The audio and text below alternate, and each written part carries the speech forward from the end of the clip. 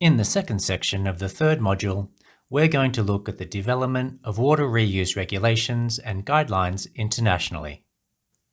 First, we'll discuss wastewater management in relation to human and economic development and some general trends in the differences between developed and developing countries.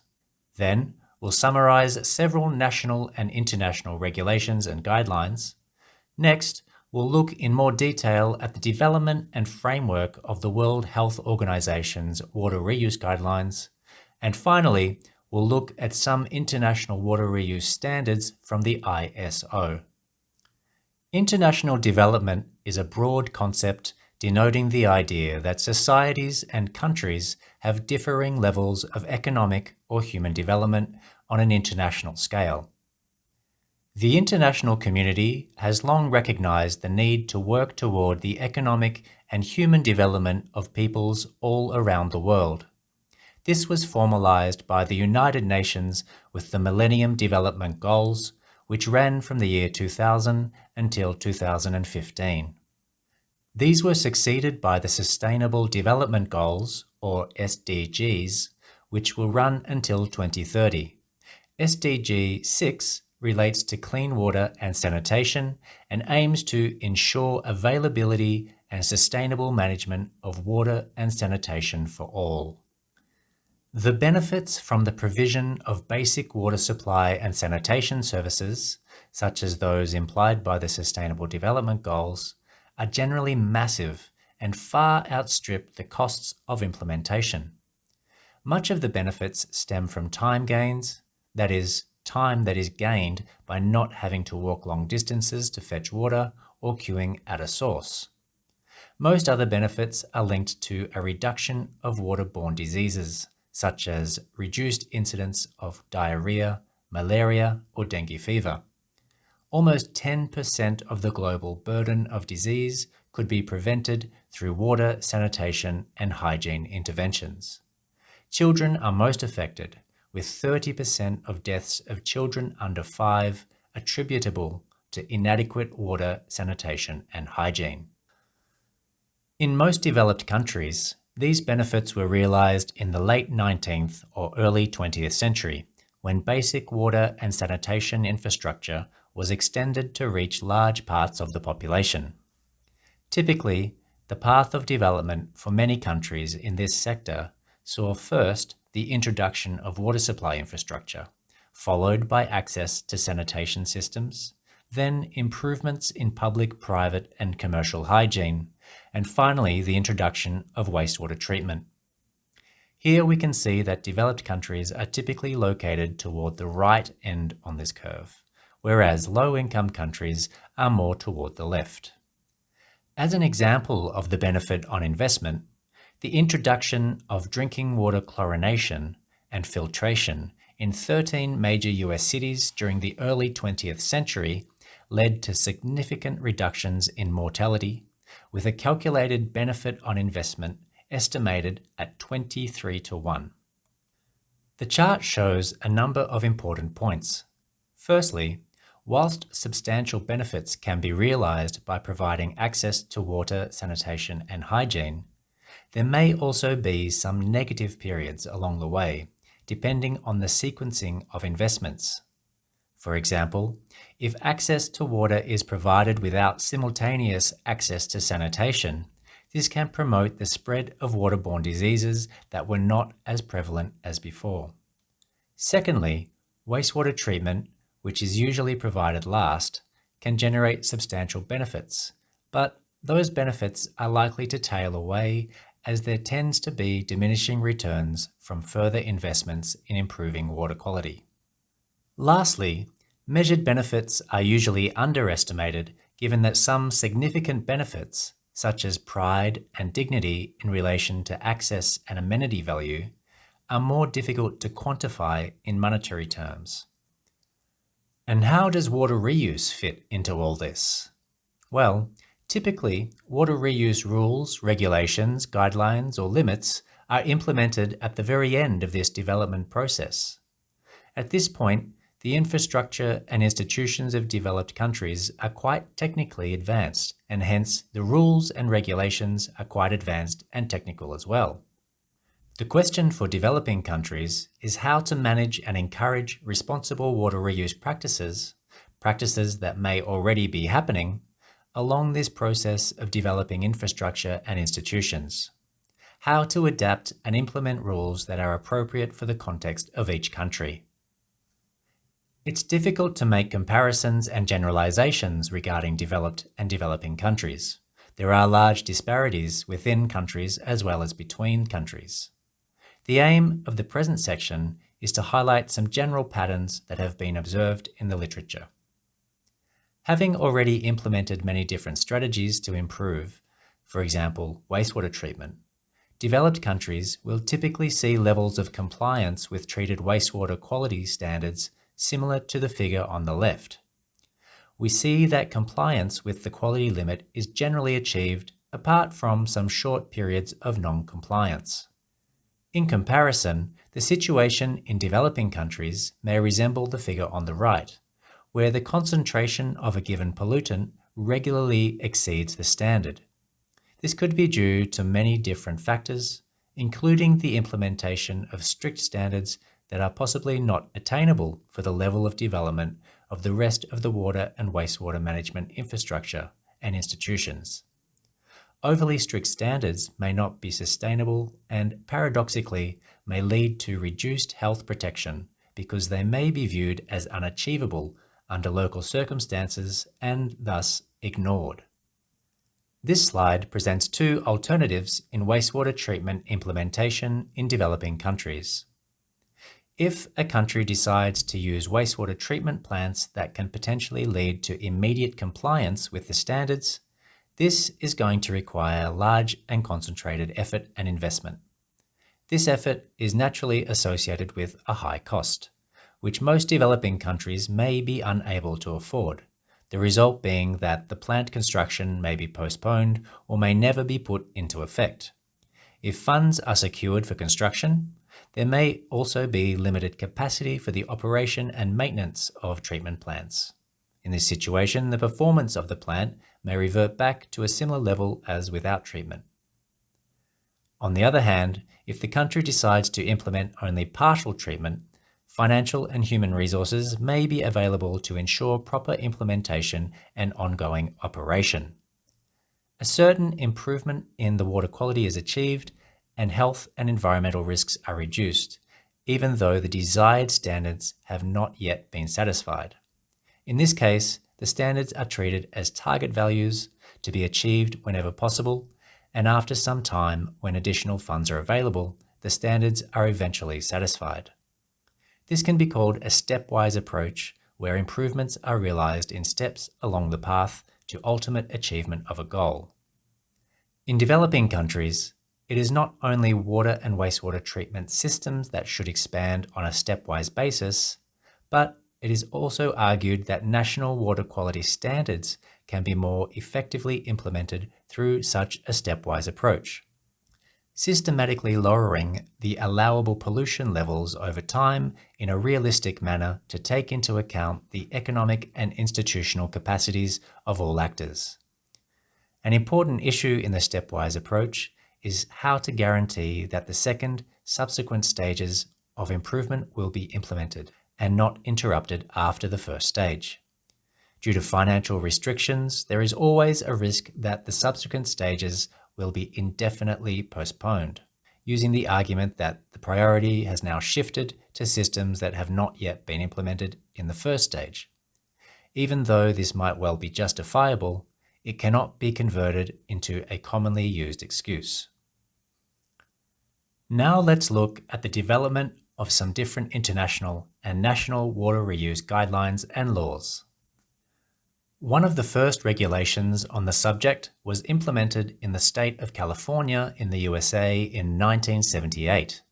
Historically, having limited reliable water resources, water reuse had been regulated by the state government from as early as 1918. The World Health Organization developed its first guidelines for water reuse in agriculture in 1973. These guidelines would be updated periodically, roughly each 10 years, with the last major update in 2006. The approach taken in California required the adoption of the most advanced and best available technology to treat wastewater in order to ensure it met a long list of restrictive quality limits. This was termed a zero-risk approach and was possible only for the most technologically developed and wealthy countries. The World Health Organization recognized the limitations of this approach for many countries around the world, and through subsequent editions of its water reuse guidelines, developed an approach based on fewer quality parameters with less strict limits. It attempted to develop a framework based on real-world health data and epidemiological research that suggested that the risks posed by water reuse were not always as high as the Californian approach implied. A risk assessment and risk management framework was developed and promoted to developing countries rather than the adoption of strict quality limits. Different countries around the world have tended to adopt approaches that are either more similar to the Californian zero-risk approach or to the WHO risk assessment and risk management approach. California is only one of 50 states in the USA, and there are different approaches across the country. The US Environmental Protection Agency published its Guidelines for Water Reuse in 2012, which is a comprehensive resource for many technical aspects of project development and management. As of 2023, 28 states have either legislated regulations or published guidelines for water reuse.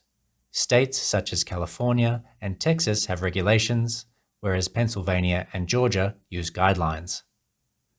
Another example of a federal state is Australia, with 6 states and 2 national territories. The National Guidelines for Water Recycling, published in 2006, were heavily influenced by the WHO's Framework for Risk Assessment and Risk Management. It mirrors the multi-barrier approach taken in the WHO guidelines, where there are no strict water quality limits, rather a detailed approach considering the risks pertinent to each project and situation. These guidelines are also considered as a reference by several other countries in the development of their own guidelines. The Australian guidelines also include some case studies and some example calculations for health-based targets for water reuse. Most Australian states have their own guidelines that generally operationalise the national guidelines and heavily reference them. No states have legislated regulations in relation to water reuse at this stage. Proposed projects are assessed at the state level by environmental protection and health agencies. In Europe, the countries that have formulated regulations for water reuse are those countries that face the highest water stress, those situated in the south and around the Mediterranean region, such as Italy, Greece, Spain, France, and Portugal. Most European countries do not have federal systems of government and therefore have legal systems that are more centralised when compared with countries previously colonised by Britain like the USA and Australia. These European countries have typically opted for national laws and formal regulations rather than guidelines. The approaches taken in Europe have typically been quite risk-averse and hence have been more comparable to the Californian zero-risk approach than the calculated risk approach of the WHO. This is seen in Italy's water reuse law in 2003 and Greece's in 2011, where each has a long list of strict water quality parameter limits that have been criticised for discouraging water reuse projects by making it too difficult and expensive to comply with the limits. Portugal, Spain, and France followed an intermediate approach in 2005, 2007, and 2010 respectively. However, Portugal replaced its 2005 guideline with a water reuse law in 2019 that incorporated much more of the risk assessment and multi-barrier approach than other European legislation. There has been much discussion about how certain risk-averse approaches prevent the development of and investment in water reuse projects in Europe. There are also concerns that different regulations and quality limits could lead to distrust between European countries regarding food safety and trade between countries when recycled water is used for irrigating food crops. This led to the introduction of a European regulation for minimum standards in 2020 that came into force in 2023. It only applies to water reuse for agricultural irrigation, and it follows much more the WHO risk assessment approach. Many other countries also practice water reuse and have different ways of managing its use. One useful resource is the United Nations Environment Programme's report on guidelines for municipal water reuse in the Mediterranean region. Published in 2005, it provides details on the regulatory approach of 12 countries in the region. However, not all of these countries have a formal system for water reuse management. There is also a compendium report that provides a summary of the main findings of the original report. Some countries have since updated their guidelines or laws, so it's important to check the status of any particular country.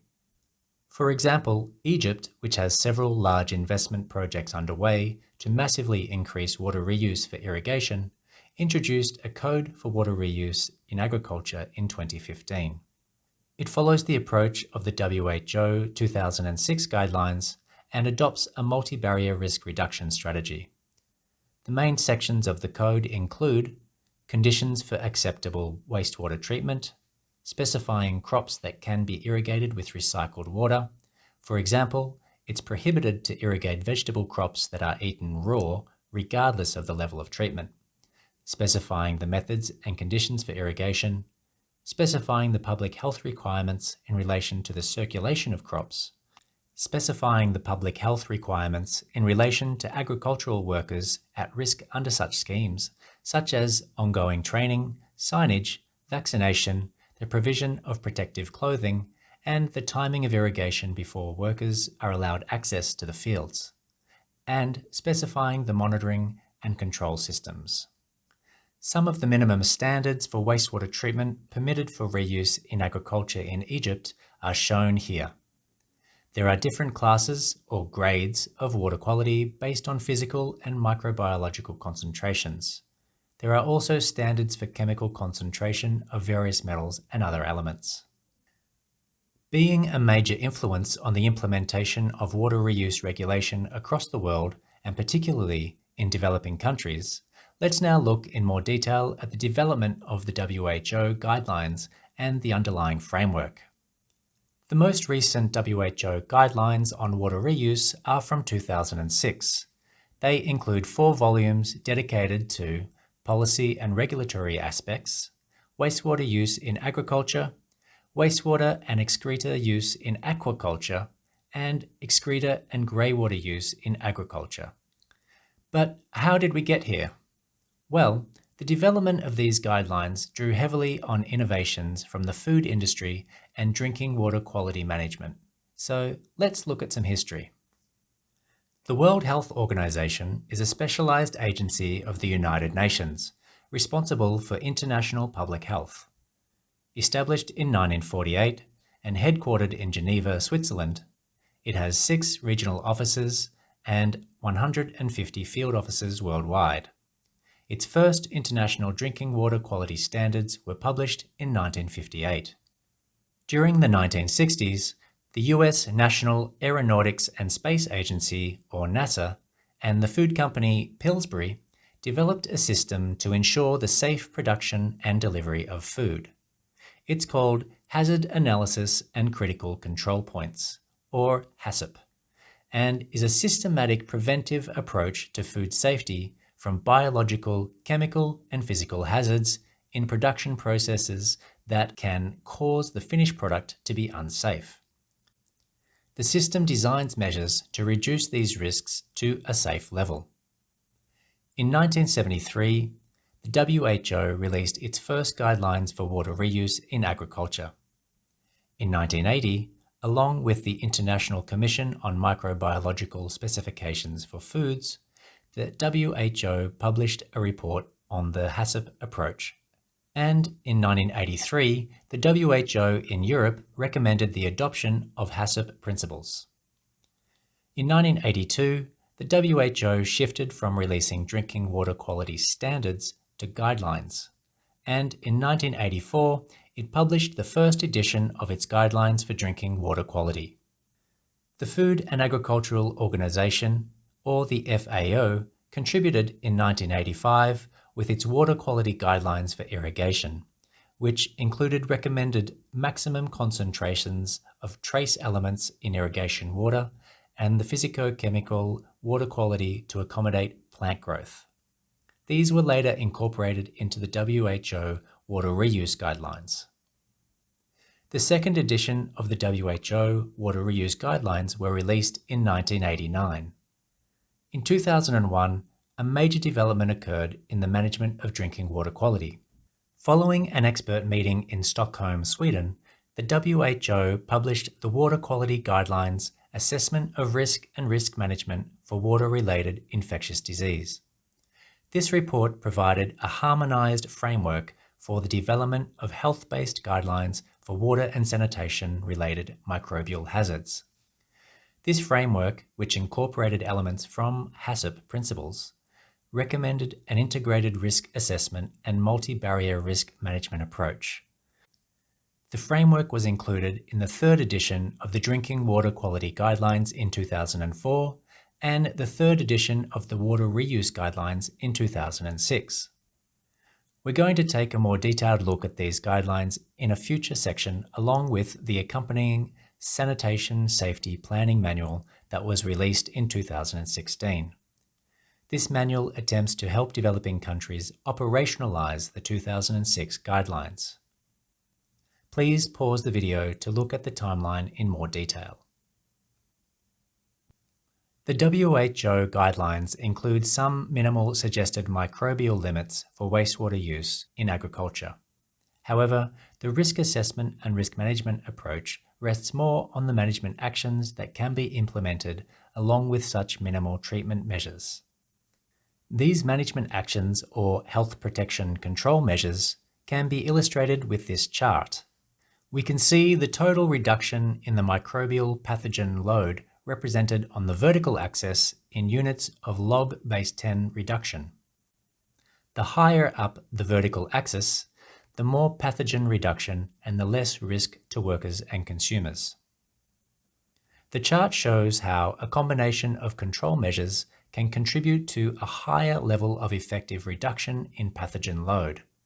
The example shown represents a situation where a substantial level of pathogen reduction, that is, a 4-log reduction, is achieved by wastewater treatment. But then we can also achieve further reductions with a die-off protocol where the final irrigation prior to harvest has to take place at least 1 to 2 weeks before workers are allowed into the field to allow for natural die-off or reduction in microbial life.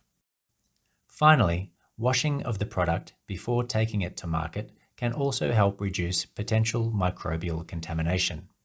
Therefore, the total pathogen reduction is much greater than with only wastewater treatment.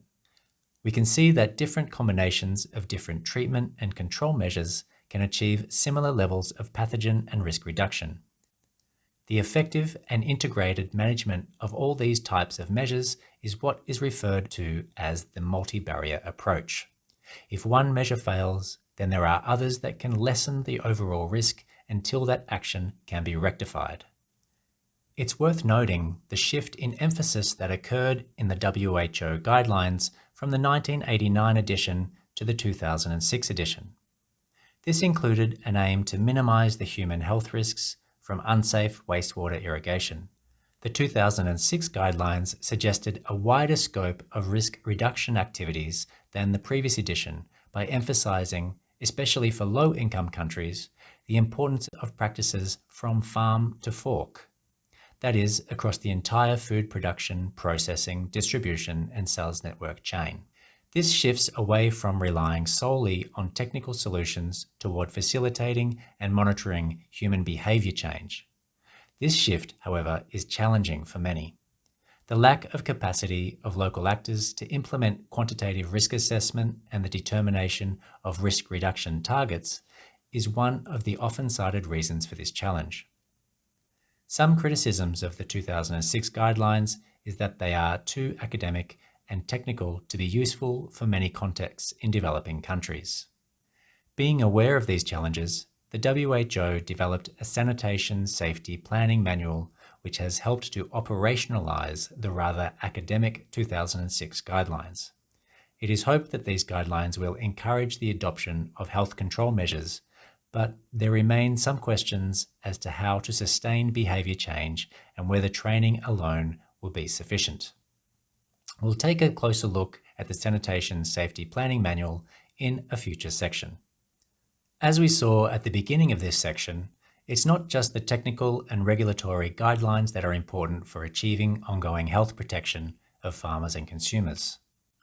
It requires the ongoing development and implementation of policy at various levels across different institutions to accommodate different stages of technical and institutional development. This includes the establishment of a mechanism for ongoing policy dialogue at different political levels, defining objectives that are appropriate to the developmental context. It can also include more local situation analysis, policy appraisal, and needs assessment to feed into provincial and national policy dialogue, achieving political endorsement and legitimacy of the objectives and policies, targeted research, as well as intersectoral collaboration with important players such as industry and irrigators and relevant industry and agricultural bodies. In this final section, we'll talk about international water reuse standards published by the International Organization for Standardization, or the ISO. The ISO develops and publishes international standards covering almost all aspects of technology and manufacturing. It's composed of representatives from the national standards organizations of its 167 member countries. The Pakistan Standards and Quality Control Authority is a member body at the ISO representing Pakistan.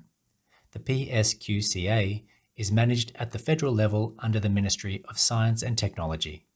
The standards produced by the ISO are established by consensus among members and are usually developed in response to best practices already developed and implemented by member countries or other international institutions. Therefore, the ISO standards will often resemble existing standards, guidelines, or regulations from elsewhere. Agencies and institutions within a country may choose to adopt or encourage the use of standards produced by the ISO. The ISO creates technical committees for each special interest in order to develop standards on that topic. The Technical Committee number 282 on water reuse is relatively new and only published its first standard on this topic in 2017. The Water Reuse Technical Committee is broken down into 4 subcommittees, each concentrating on one area of specialty: irrigation, urban areas, risk, and industrial reuse. The water reuse ISO standards include technical, economic, environmental, and societal aspects of water reuse. However, they exclude specific water quality limits for water reuse. These should be determined by governments or other relevant organisations. Neither do they detail requirements for the water quality performance of wastewater systems. The table shows some of the water reuse standards published by the ISO Subcommittee on Treated Wastewater Reuse for Irrigation. These include the 2018 Guidelines for the Adaptation of Irrigation Systems and Practices to Treated Wastewater, and the ISO 16075 series of standards that details different aspects of implementing and managing a wastewater irrigation project. Some countries, such as Portugal, have referenced ISO guidelines within the framework of their national regulations and guidelines. This is also the case for the European Union regulation that came into effect in 2023.